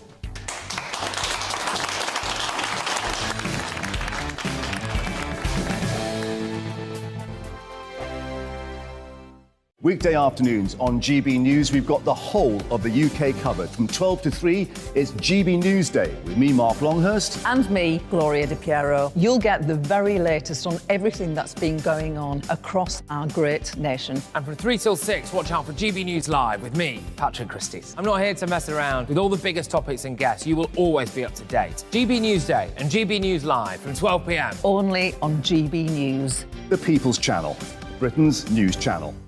Hello there, it's Eamon Holmes here from Breakfast on GB News. We're not just on your television and your screens, We're on DAB plus digital radio, so you can listen to your favourite shows on the move. If you've not yet listened to GB News Radio, it's very simple. We're on your radio player and TuneIn apps, on your smart speaker, phone or tablet, or online at gbnews.uk. Take us with you wherever you go. GB News Radio. You never have to miss a moment of the People's Channel. Join my show Farage, 7 p.m. till 8 p.m. Monday through Thursday, and there you will get opinion, analysis, debate, and I'll cover stories that nobody else dares to touch. You've been cancelled. Join the club. Oh my goodness me. And then for the last 15 minutes, talking pints. We're over a drink. We have a civilised conversation with someone. We very often disagree, but we do it in a grown-up way. Come and join me on Farage. Hello, I'm Simon Evans. Join me on GB News for Headliners at 11 p.m, where I'll be joined by two of the country's top comedians as we take a look at tomorrow's newspapers tonight. If it's a big story, we'll be covering it, I guarantee, but we'll also have some fun along the way. That's GB News Headliners at 11 p.m. We won't put you to sleep, unlike some of the other paper review shows out there. So join us, 11 p.m, 7 nights a week.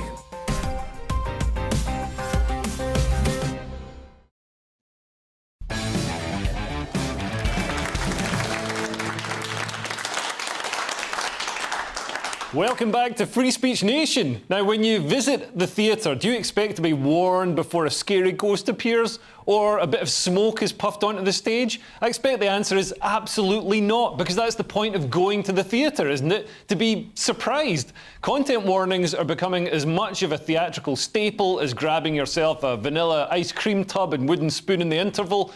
Here to argue why content warnings are not only patronising, but are an attack on theatre's reason to exist, is the Telegraph's theatre critic, Dominic Cavendish. Dominic. Good to be here. Good to be here. Thanks for coming. I mean, putting sort of content warnings on plays, it's in the same vein as putting a warning on novels at universities. Does it not completely ruin the ending, or at least a vital part of what the novel or play is about? Well, it's a tricky question, because it's one of these things I thought the other week as I was sitting down to pen the article, which said, hang on a minute, what's going on? There's going to be people who immediately snap back at you and say, where's the harm in adding a little bit of extra information on a website, maybe as you go into a theatre foyer, that just lays the groundwork for some people who might feel a bit, intrepid and upset and easily scared about things. And I felt that actually it's time to say, hang on a minute, because there is a sort of principle at stake. As you said in your introduction, there is a fundamental need, I think, when we go to the theatre, to put our trust, our faith in what's happening on stage. We don't quite know what's going to happen. We can't quite articulate in advance, or indeed want other people to tell us exactly what happens and how we're going to respond. So I think there's a really fine line at the moment between theatres sort of rightly wanting to protect perhaps the most vulnerable members of their potential audience, and I suppose the great bulk of theatre-goers who want to make sure that they're not going into a space that hasn't, some have been sort of sanitised and turned into a sort of ideological safe space where already, before they've even advanced into a sort of, a line of Shakespeare or the curtain has risen, they sort of know what's in store. And I think there's a kind of fundamental element of jeopardy with the theatre. We leave the comfort zone of our house of an evening. We don't sit at home. We go out into a slightly unfamiliar area. And with other people, that's the ancient compact. With other people, we are exposed to surprises, to the full gamut of human emotions, laughter, tears, rage. And I think as we start sort of compartmentalising these difficult themes and flagging them up, we may be on a slippery slope to slightly sort of cut down the intrinsic value of theatre, which is, as I think most people would say, is to be taken out of yourself and to be forced to confront yourself. Yeah, absolutely. And do you think this is a sort of symptom of the safetyism that's creeping into other areas of life? And we see it with health and safety, where obviously, we want people to wear hard hats and to know, if there's going to be a sudden step or something like that. But when this, creeps into, works of art and entertainment, all of a sudden people are being warned about, something that could shock them. And I understand if it's something like strobe lighting that could induce an epileptic fit, but when it's just something that is going to make people feel scared or feel... that's the whole point of going to the theatre. And we're changing the external world to control our own feelings rather than trying to moderate our own feelings ourselves, having control of our feelings ourselves. Yeah, I think that's a really good point. the issue is, of course, and this has been, in a way it's been in the air for ages, is, there's going to be a loud bang, there's going to be strobe lighting. Some people have medical conditions and they don't want to be having a really terrible time. But equally, at the other end of the spectrum are all these incredibly subjective terms. And you get, at the moment you're getting things like, and, the Bristol Vic is a very good example, Hamlet, a staple of the repertoire. Yeah. Play that I think a lot of people are familiar with. They're itemising that it contains discussions of, death and suicide and this sort of thing. And you start and blood, of course. And you start seeing a sort of strange conflation of the sort of the strobe anxieties, the medical conditions, and then this kind of pseudo-medical language where bit by bit they're sort of pushing down the corridors and going, oh, there's a reference to death or there's a reference to something else. And so I think that's the point at which you start going, this is sort of weird sort of nanny statism, and maybe it has arisen partly, it's only in the last few years really we've started seeing it spring up. Maybe it's being accelerated by the pandemic and the fact that theatres took charge of their audiences a lot during that period, and they were telling them to wear masks and present their vaccine status, and bit by bit they've become this rather sort of cosseting force. But equally, of course, there's an entire kind of ideological thrust that's happening in theatre at the moment, which I think is trying to argue what is and isn't permissible. And I think if as I saw the other day on Twitter, somebody was gently raising an eyebrow at the content warnings on Tammy Faye, which is the new Elton John musical, at the Almeida, and there was a huge sort of Twitter outburst at this hapless punter who said, isn't this a bit ridiculous? And what were the content warnings? This is quite a development in some ways, because the Almeida is very much the home of the cutting-edge experimental art, and they are sort of religious in a way about not letting critics in a night early. So there's always an element of surprise. You always go and you go, oh, how is Andrew Scott going to play Hamlet? Oh, well, you've got 20 minutes to write the review. They don't want you at your leisure picking it all through. It's a very sort of exciting, event-driven kind of space. But now, seemingly, they've gone down the route of putting a sign up saying there's going to be references to HIV, AIDS, cancer again, sickness. And I think it's quite weirdly glib, almost comic. I don't want to say that, but there's an element to which you go, these are huge themes. Yeah. These are the stuff of mass trauma. And so to walk into a theatre space and see like a sort of, fasten your seatbelt sign, you sort of go, how does that relate to the extraordinary, infinite permutations that I may experience in that show? Yeah. And so I think in some ways they're short-selling the event before it's even happened. Yeah. And and maybe they're sort of driving the discussion in a way that I think will result possibly, I don't want to be alarmist about it, but I think possibly in the sense that they will become hostage to fortune. People will start looking through these lists and go,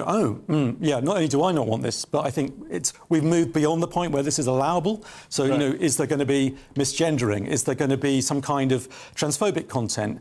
You look at a lot of the repertoire in the post-war canon, and some of it, if you wanted to, you could flag it up as being somehow, a little bit impermissible now. Harold Pinter's plays, his breakthrough play, The Caretaker, contains racist language in the first sort of four minutes or so. And you think, well, will theatre start saying, rather than go down the worry line of telling punters that this thing is in there, maybe we'll just remove it. Maybe we'll just slightly sort of chip away at the problematic stuff so there isn't this massive list. Right. Have less stage blood, have fewer deaths. Maybe, as in the case of Seagull in the West End this summer, there is, again, somebody attempting to take their life in that rather famous play by Chekhov, and they didn't use gunshot, they used a sudden sort of flash of light. Right. And this seemed quite avant-garde and progressive, but equally I was starting to think, well, is this because you don't want the worry of upsetting someone, you don't want the fear of triggering a trauma? But we're all triggerable. I don't know whether about you, but most of us go to the theatre, and I think half the time, even on a good night, I'm nearly in buckets of tears, because you go, it's a release mechanism. All the stuff that you've been sitting on all day or year or life will be found. That's the point of it. It's supposed to be the most intense experience, the most extreme experience. Although, if you think plays are good, wait until you see films. Oh my God! There's like car chases, there's robots. But getting back to I've heard about that. There's good stuff there, apparently. Do you think theatre could actually use this to its benefit, and it could become a selling point for plays? Because I know when in the 90s, when I was a teenager buying rap albums, I'd always look for the parental advisory sticker, because then I knew it was going to be something worth listening to. Yeah, I think in a strange way, we seem to have come into a new sort of youth culture, perhaps, of people being very exercised about stuff. So there's a sort of strange annoy the parents thing. You know, I'm in that role now of going, why, you know, we grew up with nothing. We had no, I walked into Titus Andronicus as a 17-year-old and there's dismemberment, there's cannibalism, there's all kinds of horrors in that. I was saying, I didn't know theatre could be like this. Yeah. And maybe it's just a kind of kickback from the 20-somethings going, OK, we're going to really stress you out by telling you that we're upset about this. But actually, of course, it's just a way of demarcating the territory and going, we own this space now. Yeah. You know, get lost, Grandad. And I think partly the tussle of it is maybe an interest. It's a provocation. But I do think, you know, in the light of the Terry Gilliam cancellation of his musical Into the Woods at the Old Vic, there is this strange atmosphere at the moment where I think the theatre world is slightly, you know, it's doing its best, it's very well intentioned, but it's trying to go down this path of worrying about everyone and worrying about potential reactions, worrying about things going viral. And you go, actually, you've got to relax a bit more. You've got to allow people to maybe flip out. I wouldn't mind, I mean, I know they have relaxed performances now and they call them chilled performances where you can kind of come and go as you want.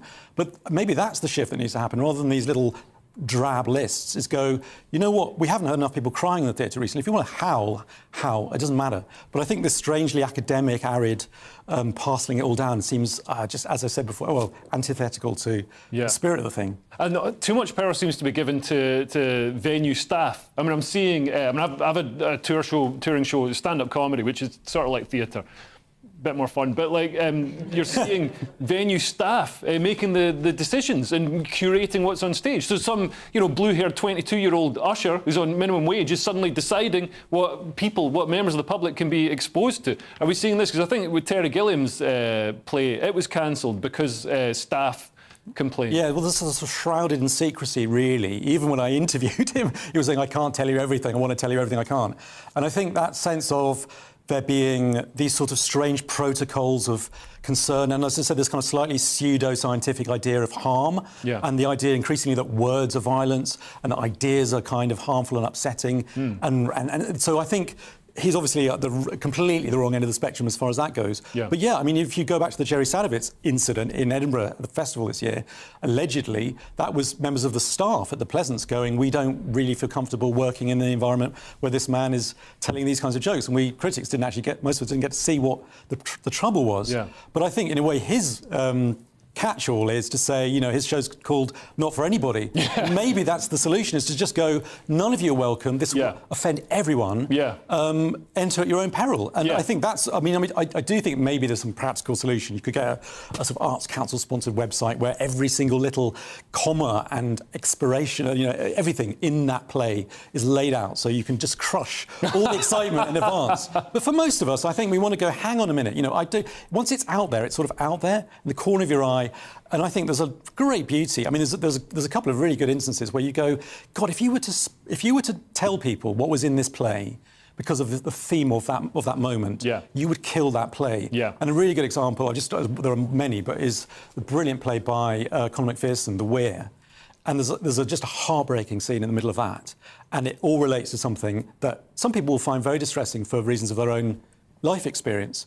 But I sort of feel like, yeah, OK, maybe tell people about that. But once you've told them, they'll be waiting for it. And as soon as it starts, they'll be ahead of the drama. And I think the author has a bit of right, in a way, to go, hang on, this is my world, I've created this. You come in, you know, I'm not going to destroy you, I'm not going to make your life miserable, but equally, I'm going to show you stuff that you're going to need from me. And I think that feeling of valuing the artist is getting lost in this, like, bureaucratic stampede. Yeah. Could not agree more. Dominic Cavendish, thank you so much for joining us. I'm with you until 9 o'clock here on GB News. We're followed by Mark Dolan tonight. And here's a taste of what he's got for you. On Mark Dolan tonight, it's a Race for Number 10 special. I'll be giving my verdict in my big opinion monologue. Dishy Rishi or the big dog? Decisions. But you've got to pick a side, and I'll do so at the top of the show. Plus, we'll be joined by Tory legend Anne Widdecombe, ex-Business Secretary Vince Cable, Labour bigwig Dennis McShane, Sir Gerald Howarth, Bill Cash, Neil Hamilton, and the former Home Secretary and ex-Tory party leader Lord Michael Howard. We're live at 9.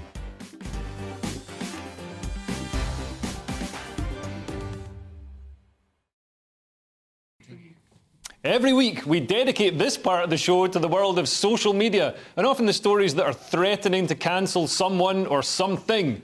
First up is this video where a trans woman talks about her experience of taking cross-sex hormones and defends the use of puberty blockers in children. Yeah, I am.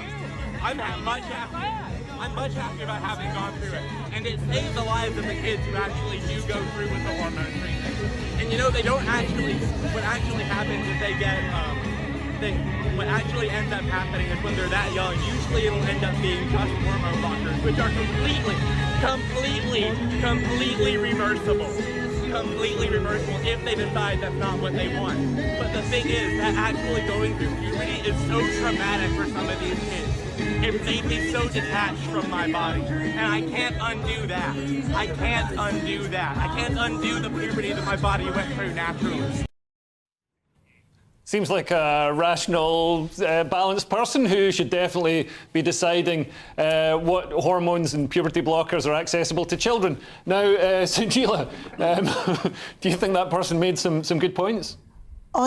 They're undecipherable. I don't know. Oh, no. basically, they're saying that children should have access to puberty blockers and hormones, you know, without the parents' consent. And it makes no side effects, and you can go back and it'll be normal again, and all that kind of stuff, which is absolute nonsense. They don't know what they're talking about, and looked really high on something, you know, life, maybe. Yeah. I don't know, not his life, Estrogen. or their life, or her life, somebody's life. Yeah, I don't know. I'm sorry, how is that not? I don't want to be rude, but. Go on, be rude. Okay, that's mentally ill person. You know, they should be carted away. In the old days, would have been carted away. I didn't know you're a psychiatrist, Sajila. Well, I have been a trained counsellor, actually. Oh, really? Yeah, well, yeah, probably. I respect your opinion then. Lewis, what did you make of that? Well, I've been a patient. I mean, it was a bit scary. I myself regret taking high blood pressure medication all these years. So I can imagine that puberty blockers are a lot probably worse than high blood pressure medication. So I don't know. We're in uncharted territory. And I think what you do to a child, you shouldn't do to a child. Yeah. I mean, as an adult, if he wants to do what he wants to do, that's his own business. Yeah, I think we should probably just err on the side of not giving children hormones and life-changing drugs and surgical mutilation. I'm with you, and can I just add, I'm serious about the high blood pressure pills. We should not we should err on the side of not giving out hypertensive drugs. But also, age of consent is 16 in this country. How can you do other things with your body? Just can't have sex with it, but you want to sexualise it in a way, you know, younger than 16. I was just thinking, just wait to see what happens. I'm not saying don't do it. Yeah. I'm all for, like, if that's what you want to do, that's fine. But let's just wait and have, you know, proper conversations. Yeah, because sometimes these manias, they're like social manias that go through like a sort of hysteria through peer groups. And it's fine if it's, you know, mullets or double denim. Yeah.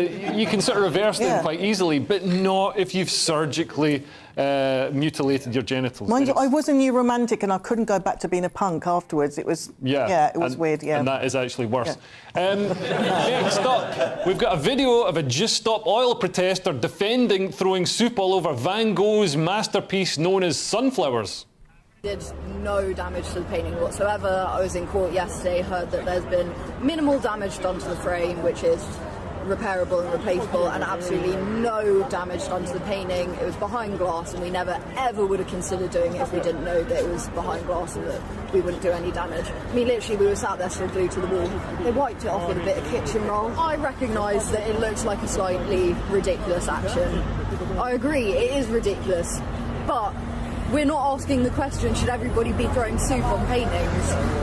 What we're doing is getting the conversation going so we can ask the questions that matter. The voice of the working class there. Now, Lewis, do you think the fact that the historic work of art was left undamaged means that it was okay for them to chuck soup all over it?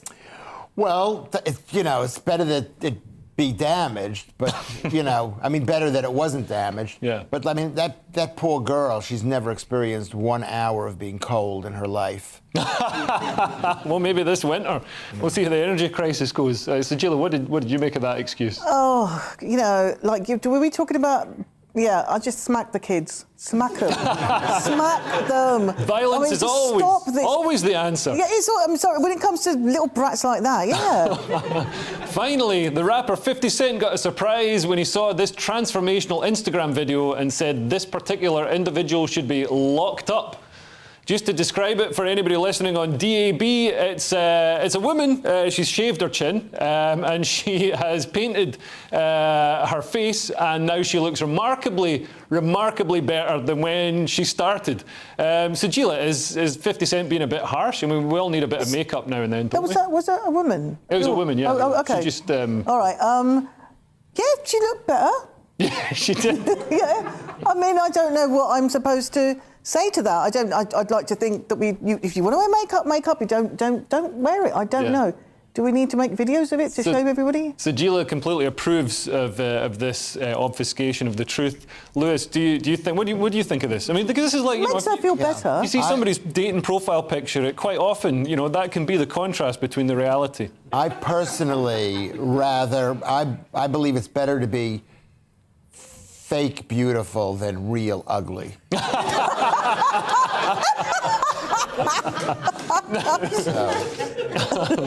Now, the part of the show where we talk through your unfiltered dilemmas. Our first dilemma is from Joe. I'm currently on a business trip to Amsterdam. I had a night out with a male colleague. One thing led to another, and you know the rest. I don't actually. The problem is, I only got married last month. Should I tell my wife? No! Don't be such an idiot. Unless you want to finish the marriage already. No! Yeah. Some things like, listen, the thing is, the problem is men, they are crap at lying. So just, if you are going to be crap at lying, then just tell the truth, because somehow, you'll know there's something wrong. Right. But if you can keep that lie, and it's, you've got to keep that lie, and then you just don't ever tell her. Am I right, ladies? Men are really crap at lying. Ladies? They're not agreeing. They're not agreeing. Nobody's nodding.